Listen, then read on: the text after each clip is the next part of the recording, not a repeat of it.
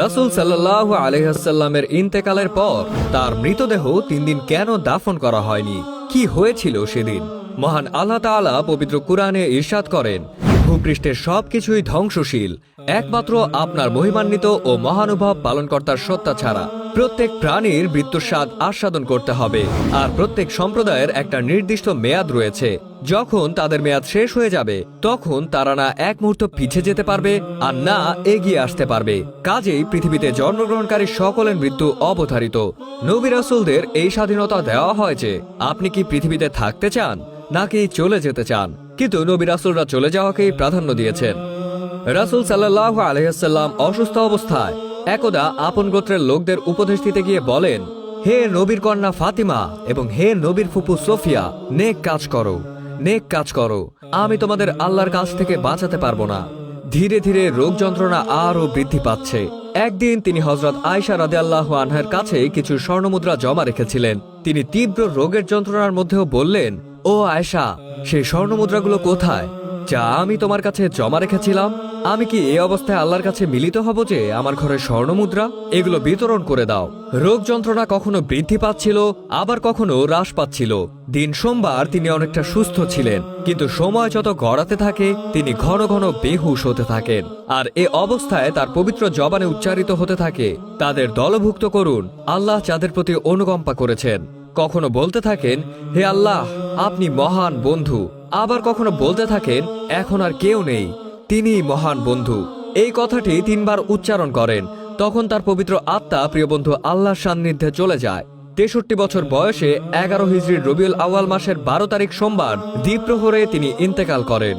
আর দাফন হয়েছিল বুধবার এশার সময়। রাসূল সাল্লাল্লাহু আলাইহি ওয়াসাল্লামের ইন্তেকালের পর সাহাবীরা তার দাফন প্রক্রিয়া সম্পন্ন করতে 3 দিন সময় পার করেছিলেন। এই কথাটি খুবই প্রচলিত। আসলে বাস্তবতা কি এমনই ছিল? প্রশ্ন হচ্ছে, আসলে প্রিয় নবী হযরত মুহাম্মদ সাল্লাল্লাহু আলাইহি ওয়াসাল্লামের দাফন হতে কত সময় লেগেছিল? উত্তরে উদাহরণ হিসেবে আমরা বলতে পারি, 31 জানুয়ারি থেকে 1 মার্চ যেমন 3 মাস হয় না, তেমনি 3 দিন বললেই 3 দিন হয় না। রাসূল সাল্লাল্লাহু আলাইহি ওয়াসাল্লামের ইন্তেকালের আগে একাধিকবার অজ্ঞান হয়েছিলেন এবং পুনরায় সুস্থ হয়েছিলেন। তাই 12 রবিউল আউয়াল ইন্তেকাল করলেও তা নিশ্চিত হওয়া যায়নি। দীর্ঘ সময় পর যখন তার ইন্তেকাল নিশ্চিত হয়, তখন মধ্যরাত। ঘটনাটি হলো, আব্দুর রহমান ইবনে আবু বকর রাসূল সাল্লাল্লাহু আলাইহি ওয়াসাল্লামের কাছে একটি মেসওয়াক হাতে নিয়ে এসেছিলেন। রাসূল সাল্লাল্লাহু আলাইহি ওয়াসাল্লামকে বারবার মেসওয়াকের দিকে তাকাতে দেখে হযরত আয়েশা রাদিয়াল্লাহু আনহা বললেন, আপনি কি মেসওয়াক করবেন? তখন তিনি মাথা মোবারক নেড়ে সম্মতি জানালে হযরত আয়েশা রাদিয়াল্লাহু আনহা একটি মেসওয়াক নিয়ে মুখে চিবিয়ে নরম করে রাসূল সাল্লাল্লাহু আলাইহি ওয়াসাল্লামকে দেন। তিনি সেই মেসওয়াক নিয়ে মেসওয়াক করেন। হযরত আয়েশা রাদিয়াল্লাহু আনহা বলেন, আমার প্রতি আল্লাহর বিশেষ নিয়ামত হলো আমার কোলে রাসূল সাল্লাল্লাহু আলাইহি ওয়াসাল্লাম শেষ নিঃশ্বাস ত্যাগ করেন। তার মুখের লালার সঙ্গে আমার মুখের লালা একত্রিত হয়েছে।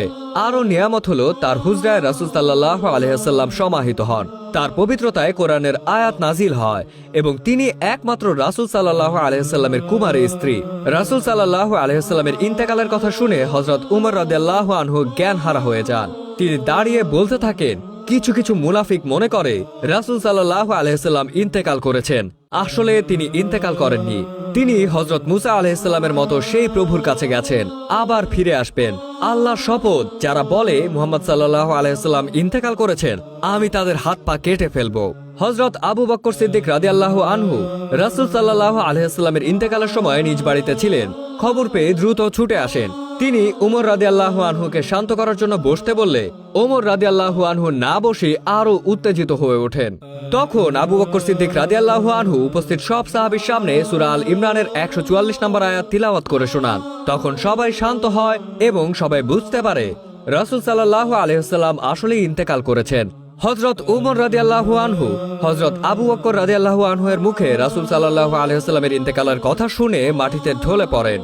তিনি স্পষ্ট বুঝতে পেরেছিলেন রাসূল সাল্লাল্লাহু আলাইহি ওয়াসাল্লাম সত্যি ইন্তেকাল করেছেন।